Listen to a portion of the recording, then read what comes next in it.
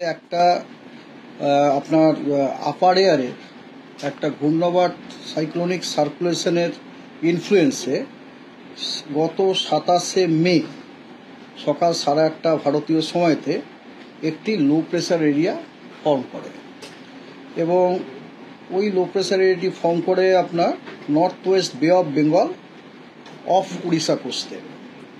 এবং IMD predict করেছিল যে এই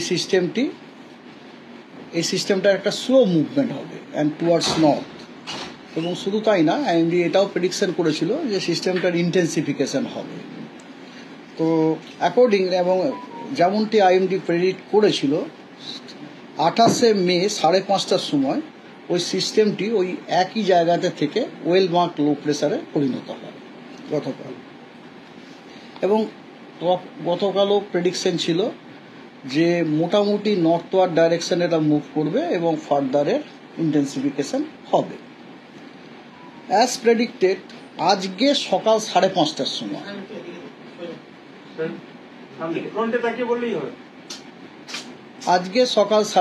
সময় অ্যাজ প্রেডিক্টেড সিস্টেমটি কনসেন্ট্রেটেড হয় অ্যাজ এ ডিপ্রেশন এবং ডিপ্রেশন অবস্থাতে তার পজিশনটা ছিল আপনার এরকম। ল্যাটিটিউড লংটিটিউডটা প্রথমে বলি, সেটা হচ্ছে 20.8 ডিগ্রি নর্থ, 88.4 ডিগ্রি ইস্ট, প্রায় 100 kilometre south east of Sagar island, 130 kilometre south east of Digha, 190 kilometre east north east of Paradip এবং 210 kilometre west south west of Khepupara বাংলাদেশে। এবং প্রেডিকশনটা এটা করা হয়েছিল যে মোটামুটি নর্থওয়ার্ড ডাইরেকশনেই মুভ করবে এবং ইন্টেন্সিফাই হবে further into a deep depression. এবং আজকে আফটারনুনে ও আপনার ক্রস করবে ওয়েস্ট বেঙ্গল এবং বাংলাদেশ কোস্ট বিটুইন সাগর আইল্যান্ড এবং খেপুপাড়া। এবং it has happened so actually আজকে সকাল 8:30টার সময় সিস্টেমটা ইন্টেন্সিফাই করে যায়। 5:30টার অবজারভেশন ওটা ছিল ডিপ্রেশন, 8:30টার অবজারভেশনে ওটা ডিপ ডিপ্রেশনে কনসেন্ট্রেট করে যায়। এবং তো as a deep depression or position ছিল 21.3 ডিগ্রি নর্থ এবং 88.5 ডিগ্রি ইস্ট, প্রায় 60 kilometre south east of Sagar island, 110 kilometre east south east of Digha এবং 260 kilometre east of Balasore, 180 kilometre south west of Mongla Bangladesh এবং 180 কিলোমিটার ওয়েস্ট অফ খেপুপাড়া। এই পজিশনটা ছিল। Further হচ্ছে এই ডিপ ডিপ্রেশনটি মোটামুটি 22 কিলোমিটার প্রতি ঘন্টায় এটা মুভ করেছে, মোটামুটি নর্থওয়ার্ড ডাইরেকশনে মুভ করে আজকে সকাল 10:30 থেকে সকাল 11:30 ইন্ডিয়ান টাইমের মধ্যে সিস্টেমটা ক্রস করেছে, ডিপ ডিপ্রেশনটা ক্রস করেছে কোথায়? যেমনটি আমরা প্রেডিক্ট করেছিলাম, সাগর আইল্যান্ড এবং খেপুপাড়ার মাঝখানে ক্লোজ টু রায়দিঘি, আমাদের পশ্চিমবঙ্গের রায়দিঘি, ঠিক আছে। এবং আপনার ওই সময় পজিশনটা ছিল 22 ডিগ্রি নর্থ এবং 88.4 degree east, close to Raidighi, 40 kilometre south west of Canning, 130 kilometre west south west of Mongla এবং 190 কিলোমিটার ওয়েস্ট অফ খেপুপাড়া। তার মানে সিস্টেমটা অলরেডি ক্রস করে গেছে। এবং এখন আমাদের প্রেডিকশনটা হচ্ছে এখন এই সিস্টেমটি মোটামুটি নর্থ ইস্ট ওয়ার্ডস ডাইরেকশনে মুভ করবে এবং এর যে ডিপ ডিপ্রেশন ইন্টেন্সিটিটাও মেনটেন করবে আজকে সন্ধে পর্যন্ত ডিপ ডিপ্রেশন ইন্টেন্সিটিটা মেনটেন করবে এবং তারপরে ধীরে ধীরে ওটি একটি ডিপ্রেশনে উইকেন হয়ে যাওয়ার সম্ভাবনা আছে। এবং তার জন্য হালকা থেকে মাঝারি বৃষ্টিপাত সব জায়গাতেই প্রায়, with heavy to very heavy rainfall at a few places with exceptionally heavy rainfall মানে more than 30 centimeter at isolated places over sub-Himalayan West Bengal, Sikkim on 29th and 30th. আচ্ছা, আর light to moderate rainfall at প্রায় সব জায়গাতে, হালকা থেকে মাঝারি বৃষ্টিপাত প্রায় সব জায়গাতে আপনার দক্ষিণবঙ্গে, এবং তার সাথে ভারী থেকে অতি ভারী বৃষ্টিপাত বিক্ষিপ্ত কিছু জায়গাতে ওভার গ্যাঞ্জেটিক ওয়েস্ট বেঙ্গল আজকে 29 তারিখে। উইন্ড ওয়ার্নিং হচ্ছে আপনার স্কোয়ালি উইন্ড স্পিড 50 থেকে 60 কিলোমিটার প্রতি ঘন্টায়, গাস্টিংয়ে 70 কিলোমিটার প্রতি ঘন্টায় থাকার সম্ভাবনা যথেষ্ট বেশি। কোথায়? নর্থ বে অফ বেঙ্গলে, অ্যালং এবং of west Bengal Bangladesh coast আজকে ইভিনিং পর্যন্ত এই উইন্ডটা থাকবে। তারপরে এটা ধীরে ধীরে কমে ওটা 40 থেকে 50 কিলোমিটার প্রতি ঘন্টায়, গাস্টিংয়ে 60 কিলোমিটার প্রতি ঘন্টা হবে 30শে মে।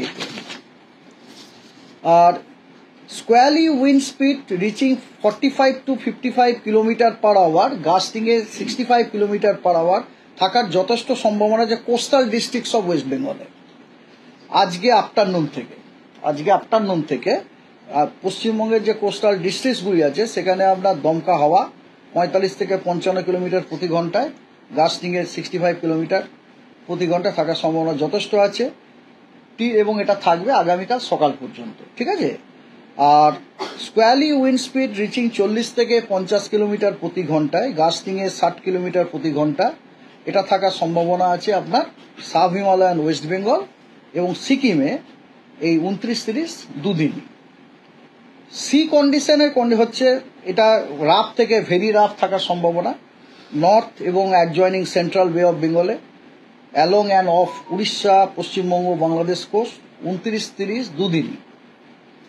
ফিশারম্যানদেরকে আমরা অলরেডি অ্যাডভাইস করা হয়েছে not to venture into north and adjoining central bay of Bengal off Orissa, Bangladesh, Paschimbanga coast 29 থেকে 30 তারিখে। এইবারে এই যে ওয়েদারগুলি আপনাদেরকে আমি বললাম, বৃষ্টি, ঝড় ইত্যাদি, তার কিছু ইম্প্যাক্ট আছে। সেই ইম্প্যাক্টগুলো হচ্ছে গাছের ডাল ভেঙে যাওয়ার সম্ভাবনা আছে, এই যে সমস্ত হালকা কিছু গাছ উপড়ে যাওয়ার সম্ভাবনা আছে, যেমন কলা, পেঁপে, সজনে গাছ। স্ট্রং উইন্ড এবং রেন মে ড্যামেজ প্ল্যান্টেশন, মানে যেগুলো লাগানো হয়েছে গাছ সেগুলোকে আপনার ভেসে যেতে পারে। Horticulture also, standing crops also. আর ভালনারেবল স্ট্রাকচার যেগুলো আছে সেগুলোর পার্সিয়াল ড্যামেজ হওয়ার সম্ভাবনা আছে ঝড় এবং বৃষ্টির জন্য। আর কাঁচা যে সমস্ত বাড়ি আছে তাদের দেয়ালগুলির সেখানে মাইনর ড্যামেজ হওয়ার সম্ভাবনা আছে। কুঁড়ে ঘর যেগুলি আছে সেগুলির মাইনর ড্যামেজ হওয়ার সম্ভাবনা আছে। এবং রাস্তারও কাঁচা রাস্তা যেগুলো তারও আপনার মাইনর ড্যামেজ হওয়ার সম্ভাবনা আছে ডিউ টু হেভি রেন। আর একটা যেটা ডেঞ্জারাস জিনিস, যখন খুব ঝড় হয় তখন হালকা টিনের পাত উড়ে যায়, তো ওইটা খুবই ভয়ঙ্কর জিনিস। মনে করুন ওই সময় যদি কেউ আসে হঠাৎ করে যদি শরীরে কোনো জায়গাতে আঘাত লাগে তাহলে তার ভয়ঙ্কর ক্ষতি হতে পারে। তো লুজ অবজেক্টস মে ফ্লাই।